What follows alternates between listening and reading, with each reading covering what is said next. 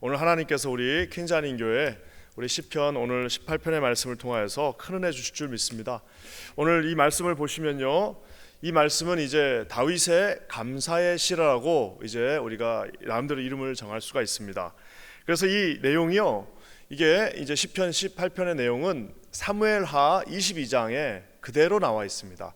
심지어 어느 정도로 똑같냐면은 사무엘하 22장을 보면은 거기도 51절이에요. 오늘 이 시편 이것도 굉장히 나름대로 긴 시편인데요, 50절까지 있습니다. 그러니까 거의 절수도 비슷하게 해가지고 사무엘하 22장의 그 말씀을 그대로 이제 시편의 기자가 뭐 같은 사람이죠, 다윗이 이렇게 기록한 것을 볼 수가 있습니다. 우리가 아는 것처럼 어떤 게 뭐 먼저냐, 뭐 어떤 게 이게 먼저 저게 먼저, 이거는 이제 그렇게 중요하지 않습니다. 중요한 거는 그 내용이 이제 중요한 건데요. 제가 이 말씀을 보면서 우리 1절 말씀이 이렇게 시작됩니다. 한번 1절 다 같이 한번 읽어볼까요? 시작. 나의 힘이신 여호와여, 내가 주를 사랑하나이다.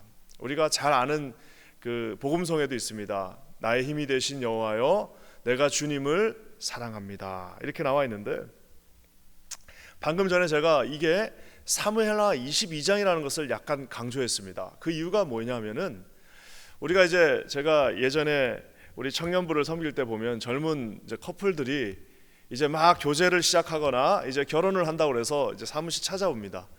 그러면 이제 둘이 앉아가지고 뭐 어떻게 만나게 됐고 또 내가 뭐 이분을 어떻게 사랑하고 이런 얘기들을 막 하면서 둘이 막 좋아가지고 손을 잡고 뭐 제 앞에서 뭐 아랑곳 없이 사랑한다라고 고백을 막 하는 것을 보게 됩니다. 여러분, 그렇게 사랑하고 고백하는, 이제 처음 결혼하기 전에 막 서로 사랑하고 고백하는 거하고 한 50년 정도를 같이 살았어요.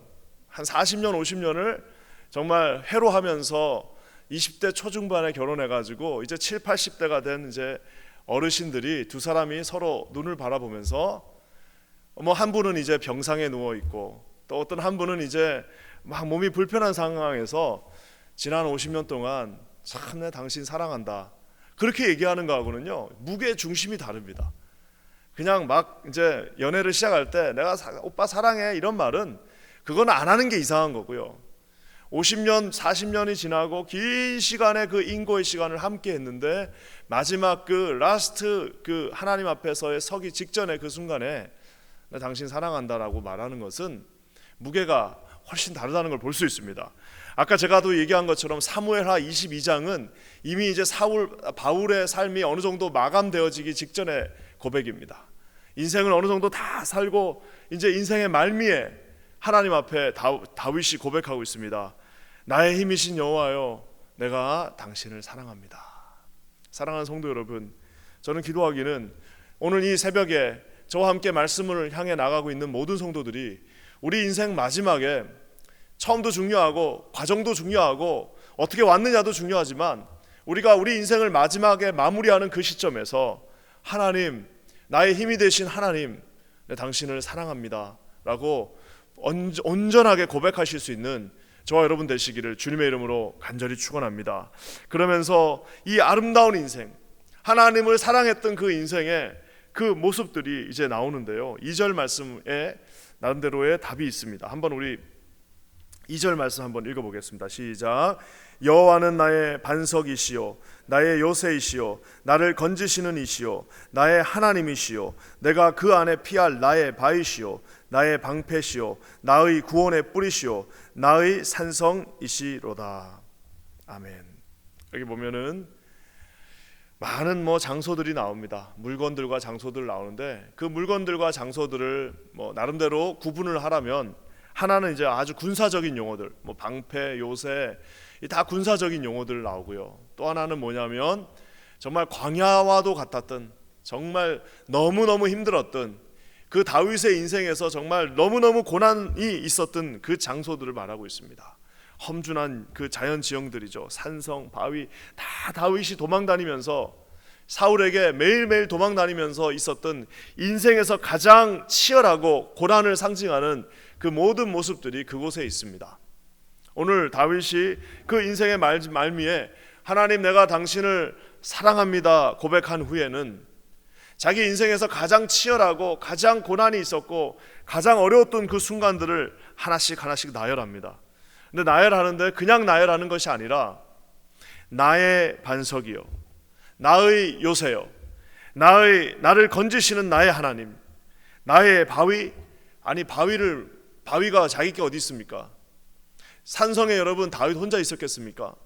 산성에 아마 만 명, 수만 명이 있었을. 나의 구원의 뿌리요, 나의 산성이다라고 고백합니다. 그 요새 안에 있었던 사람은 다윗 말고도 수천 명이 더 있었을 겁니다. 산성은 여러분 한 사람한테 속해 있는 것이 아닙니다. 우리가 이렇게 수없이 많은 것들이 같이 있지만 그 바위가 특별한 이유는 그 바위가 어떤 바위예요? 나의 바위입니다.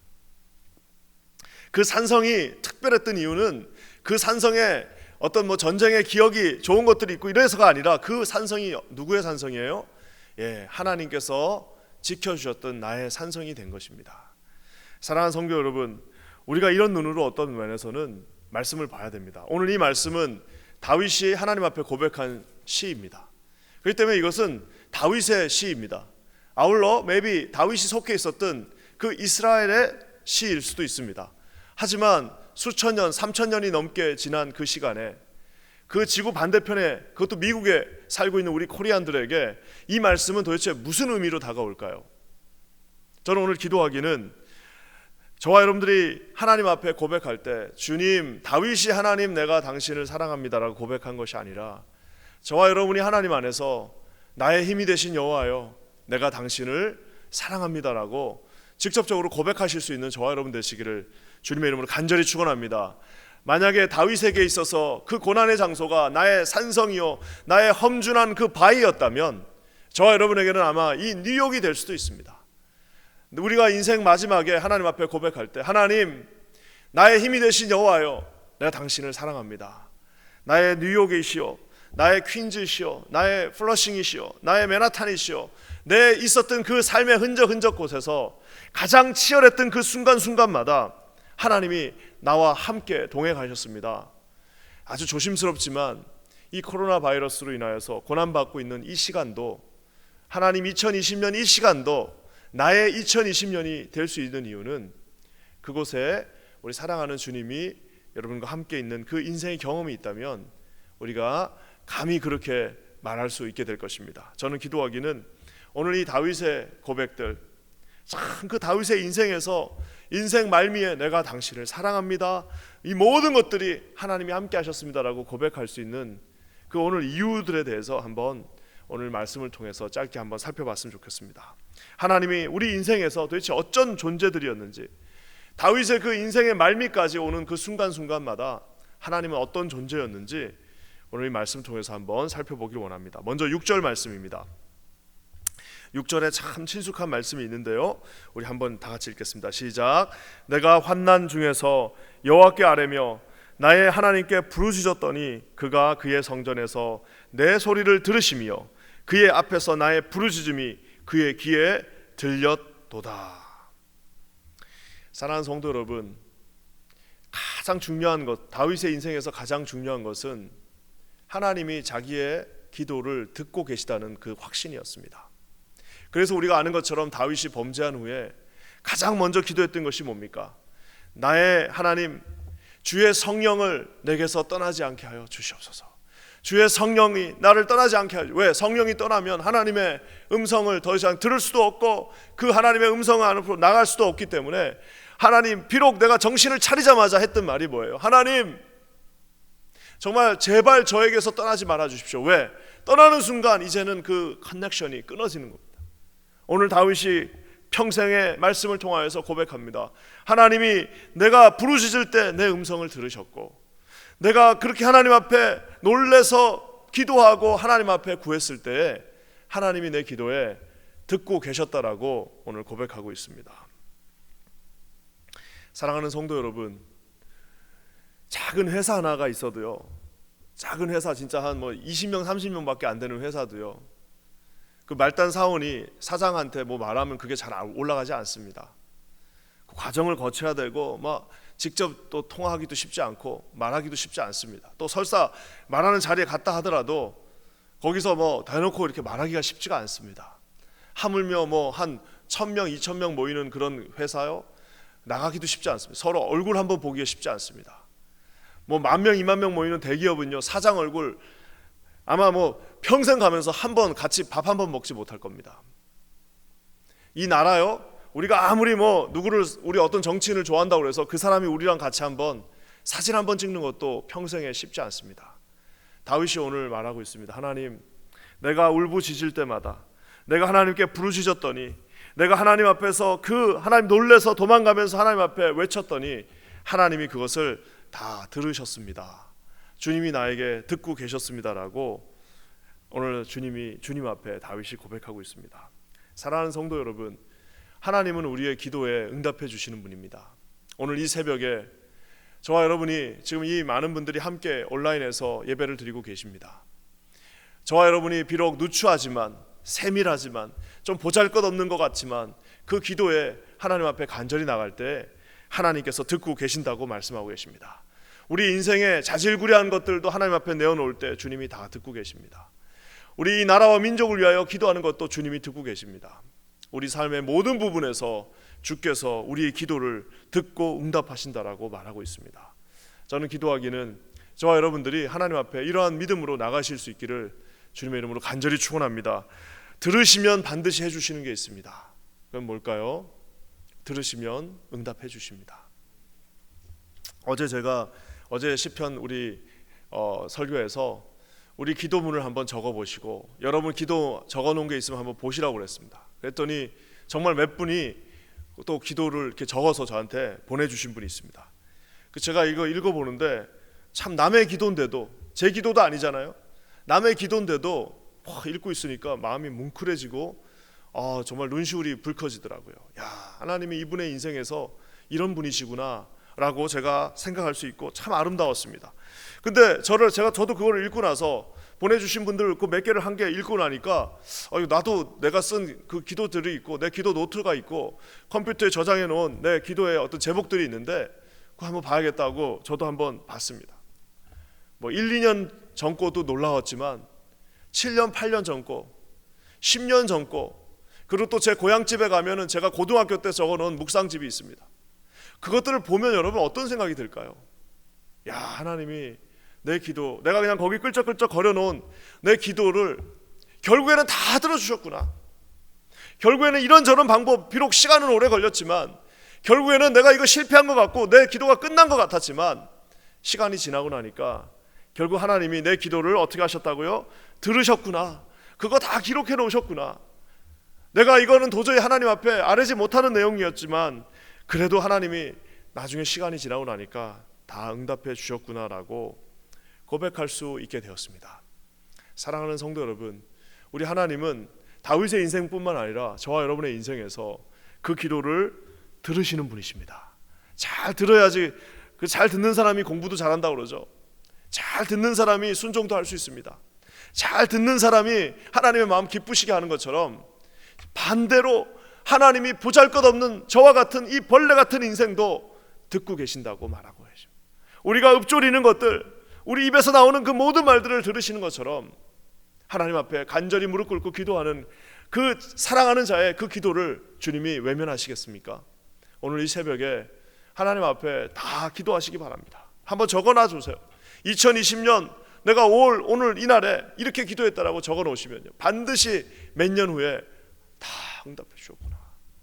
그냥 응답해 주신 것이 아니라 가장 아름답게, 가장 풍성하게, 가장 완벽하게 주님이 응답해 주셨구나 라고 고백할 수 있게 될 것입니다. 여러분, 이런 믿음의 고백이 다윗의 고백뿐만 아니라 저와 여러분의 고백이 되시기를 주님의 이름으로 간절히 축원합니다.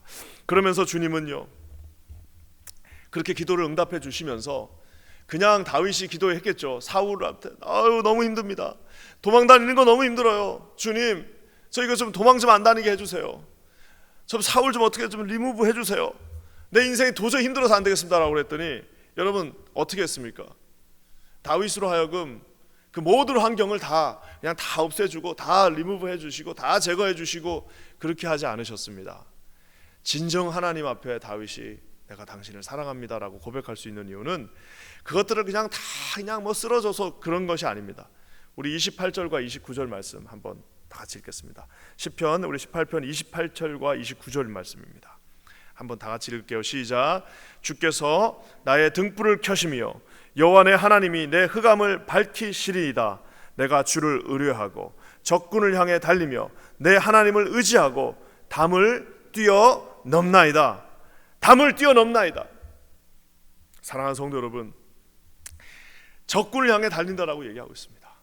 캄캄한 흑암 속에 지금 적들이 저 앞에 수없이 많이, 그 요새 앞에 그 적들이 활을 들고 적들이 저 앞에 확 다 있는데, 많다는 건 알고 있는데 보이지도 않아요.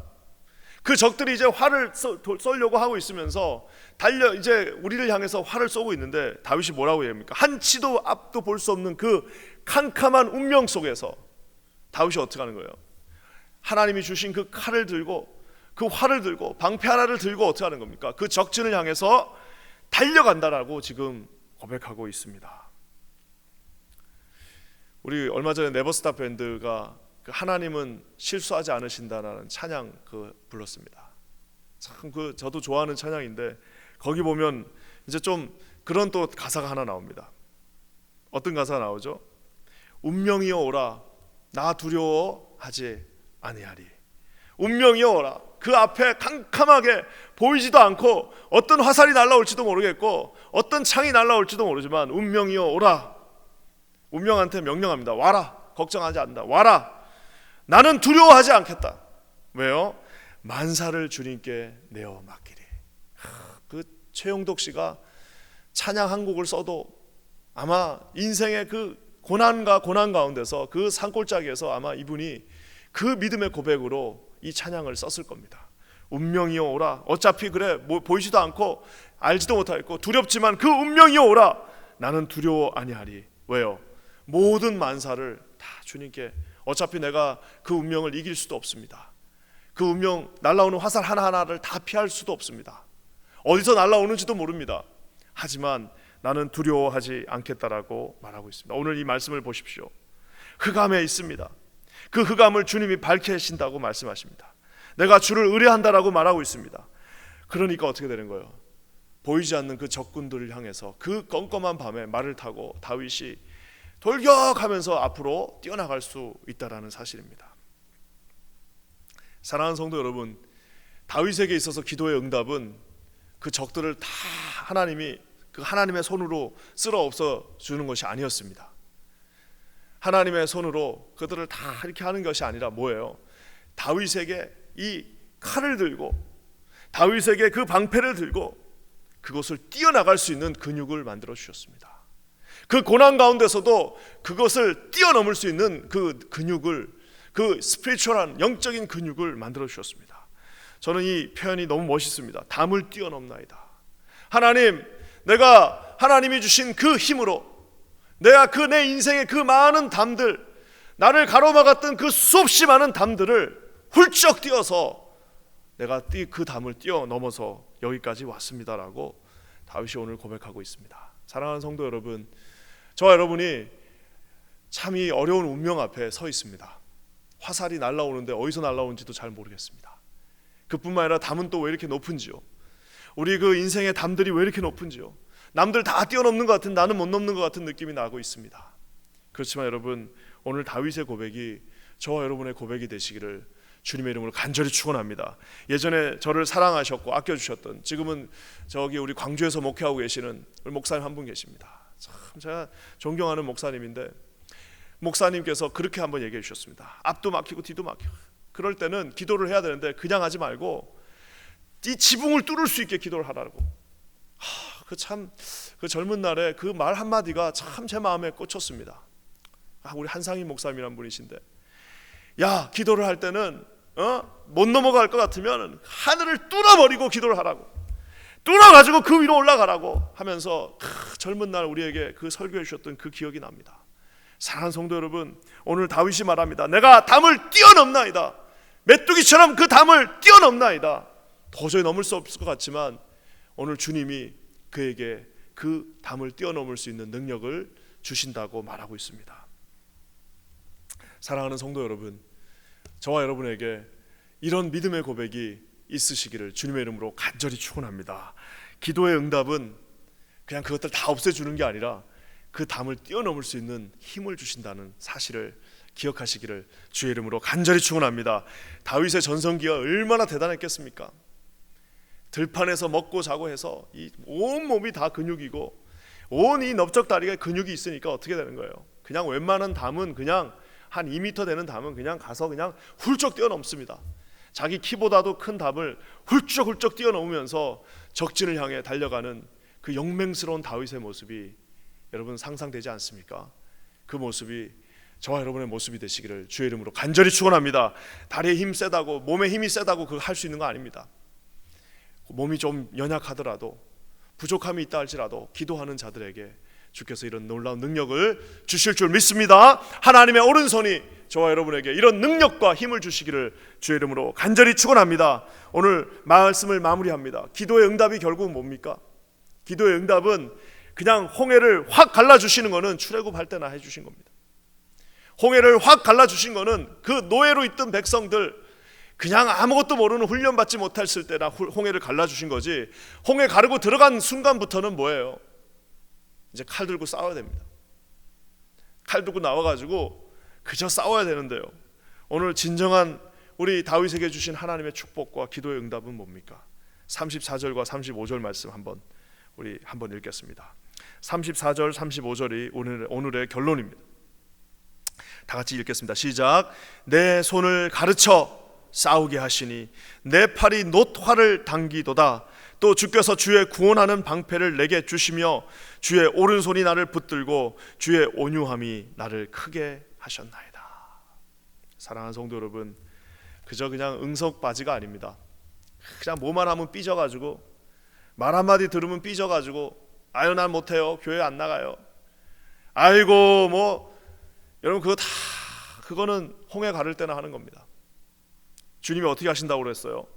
내 손을 가르친다라고 얘기해요. 내 손을 가르쳐서 싸우게 하신다라고 얘기하고 있습니다. 본인이 직접 싸우는 게 아니라 내 손을 가르쳐서 우리로 하여금 싸우게 하신다라고 얘기하고 있습니다. 내 팔이 놋활을 당기도다. 놋으로 만든 활, 뭐 앞에만 놋이었는지 모르겠지만 활 여러분 한번 당겨 보셨나요? 그 양궁활 뭐 아무나 못 당깁니다. 얼마나 그게 힘든지 몰라요. 여기까지도 못 당겨요. 근데 그 큰 활을 어떻게 해요? 그 내 팔의 근육이 끝까지 당기게 하신다는 겁니다. 그러면서 뭡니까? 주께서 주의 구원하는 방패가 되어 주신다라고 얼마 전에 말했지만, 방패가 되어 주신다가 아니라 뭐예요? 방패를 우리에게 턱하니 주십니다. 이거 네가 나가야 된다. 방패를 가지고 네가 앞으로 나가라고 말씀해 주시는 겁니다. 그러면서 주님이 그냥 내보내시지 않고 주의 오른손이 나를 붙들고, 그러니까 오른손으로 꽉 붙잡아 주시고 주의 온유함이 나를 뭐라고요? 크게 하셨나이다. 사랑하는 성도 여러분, 홍해 가르고 나서부터도 계속해서 주님만이 다 막아주시고 다 그냥 기도하는 것마다 그냥 그때그때 다 응답되면 어떻게 되는 거예요? 노타를 당길 만한 근육은 고사하고 방패를 들 힘도 없습니다. 근데 오늘 주님 뭐라고 말씀하십니까? 우리 손을 가르치시고 우리의 팔에 근육을 키워주시고 방패를 들 수 있는 힘을 주셔서, 하지만 그냥 혼자가 아니라 오른손으로 붙잡아 주시고 주님의 그 온유하심이 우리를 끝까지 참고 기다려 주셔서, 여러분 마지막 고백이 뭡니까? 나를 크게 하셨나이다.